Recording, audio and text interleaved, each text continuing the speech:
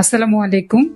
আজকে আমরা কথা বলবো টিবি বা যক্ষ্মা রোগের যারা মেডিসিন নিয়েছেন তাদের পিরিয়ডিক ফলো আপের ব্যাপারে। এই ফলো আপটা তাদের জন্য কতটুকু জরুরি। তো আমাদের সাথে আছেন ডক্টর সাইফুল ইসলাম পলাশ। আসসালামু আলাইকুম। তো আমরা আজকে জানতে চাচ্ছি যে একজন টিবি বা যক্ষ্মা রোগী তিনি 6 মাস টিবি রোগের ওষুধ পেয়েছেন এবং ডক্টর তাকে কিওর হিসেবে ঘোষণা করেছেন। এখন পরবর্তীতে তার কোনো ফলো আপের প্রয়োজন আছে কিনা এবং এটা কতটুকু জরুরি, এই ব্যাপারে যদি আপনি আমাদের সাথে কিছু শেয়ার করেন এবং আপনার মতামতটা জানান। ধন্যবাদ আপনাকে। আসলে আমাদের দেশে টিবি কিন্তু বিশাল একটা সমস্যা। মানে টিবি পেশেন্ট কিন্তু একদম কম না। আগে যে একটা কথা প্রচলন ছিল, যক্ষ্মা হয় আর নাই রক্ষা, এই কথাটা এখন আসলে সত্য না। এখন কিন্তু কোনো পেশেন্ট যক্ষ্মা হওয়ার পরে পেশেন্টের মধ্যে কিন্তু ভয় কমে গেছে এবং ফিজিশিয়ানদের মধ্যে কিন্তু ভয়টা নাই। এখন চিকিৎসায় যক্ষ্মা পুরোপুরি ভালো হয়, এটা আমরা বলি এবং পেশেন্টরাও বিশ্বাস করে। কিন্তু তারপরে একটা ব্যাপার থেকে যায় আসলে, ধরেন 6 মাস ওষুধ খাওয়ার পরে সে তো মনে করলো যে আমার পুরোপুরি যক্ষ্মা ভালো হয়ে গেছে, তা আমার তো আর কোনো সমস্যা নাই।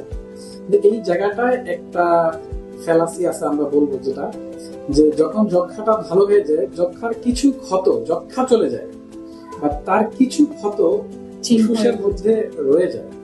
মানে দেখা যাচ্ছে যে কখনো তার স্ট্রাকচারালি ফুসফুসের কোনো জায়গায় ড্যামেজ হয়, আমরা যেটাকে বলি ব্রঙ্কিয়েক্টোসিস। কখনো ওই জায়গাটা ফাইব্রোসিস ডেভেলপ করে ফুসফুসের মধ্যে। কখনো যে ফুসফুসে কারো পানি আসছিল যক্ষ্মার কারণে, পুরোটা ঠিক হয়ে যায়। তো এর পরবর্তী সমস্যাগুলো তাহলে কি হয়? সে দেখা যাচ্ছে যে অনেক সময় জোরে শ্বাস নিলে সে ব্যথা ফিল করে, যে জায়গায় পানি জমছিল ওখানে, অথবা তার একটা কন্টিনিউয়াস কাশি লেগে থাকে, কখনো কফ যায়, কফের সাথে রক্ত যায়, সেটা আমার ভয় পেয়ে যায়। তো এর জন্য আমরা যেটা বলি, কারো যদি যক্ষ্মা হওয়ার পরে ওরকম ফুসফুসে কোনো ক্ষত থাকে এবং দেখা যাচ্ছে যে সে কোনো সমস্যায় ভোগে, যে পিরিয়ডিক্যালি তার কোনো কাশি, শ্বাসকষ্ট, কফের সাথে রক্ত যাওয়া, তাহলে তার একটা ডক্টরের যদি সংস্পর্শে একটা পরামর্শ থাকে, তাহলে এই সমস্যাগুলো পর্যন্ত আবার চিকিৎসার আওতায় এনে তাকে সুস্থ রাখা যায়। মানে এই পরবর্তী সমস্যাগুলোর চিকিৎসা আছে। তো ওই চিকিৎসাটা যক্ষ্মা না, বাট ওই চিকিৎসাটা করলে সেই সমস্যাগুলো থেকে অনেকাংশে বাঁচতে পারবে। তা আমরা বলি যে একটা ফলো আপ পিরিয়ডিক দরকার আছে আসলে। আচ্ছা, সেক্ষেত্রে আপনার পরামর্শ বা রোগীদের জন্য আপনার বার্তাটা কি থাকবে? আমাদের কাছে একটা রোগী যখন যক্ষ্মা ভালো হয়ে যায়, তখন আমরা তাকে মানে দুইটা ব্যাপারে খুব ইম্পর্টেন্স দেই। একটা হলো যে যক্ষ্মা ভালো হয়ে যাওয়ার পরে জীবনে কখনো আবার রিল্যাপস করতে পারে, আমরা বলি যে, তো তার যদি কখনো দেখা যায় সে আবার জ্বর অনুভব করে, আবার তার ওজন কমে যাচ্ছে, আবার তার কাশি কম হচ্ছে, অবশ্যই সে ডাক্তারের সাথে পরামর্শ নিবে তার আবার যক্ষ্মা আবার হইলো কিনা, এটা একটা ব্যাপার। আরেকটা হলো সে এরকম সমস্যা ফেস করতেছে না, বা সে কোনো সমস্যাই ফেস করতেছে না, হয়তো মাঝে মাঝে সে একটু বুকে ব্যথা অথবা তার কাশি অল্প, এরকম একটা সমস্যা ফেস করতেছে।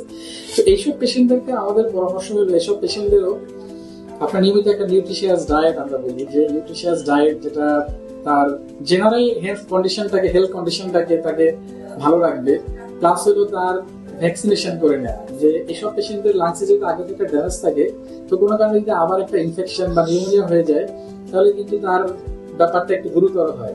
তো আমরা বলি যে তাকে কিছু ভ্যাকসিনেশন, নিউমোনিয়া, ইনফ্লুয়েঞ্জা, এগুলো ভ্যাকসিনেশন করে নেওয়া। এবং যেসব পেশেন্টদের রেগুলার তারা কোনো শ্বাসকষ্ট অথবা কাশিতে ভুগতে থাকে, আমরা পালমোনারি রিহ্যাবিলিটেশন, আমাদের একটা সেন্টার, আমরা ঢাকা মেডিকেল এটাও চালাই, পালমোনারি রিহ্যাবিলিটেশন।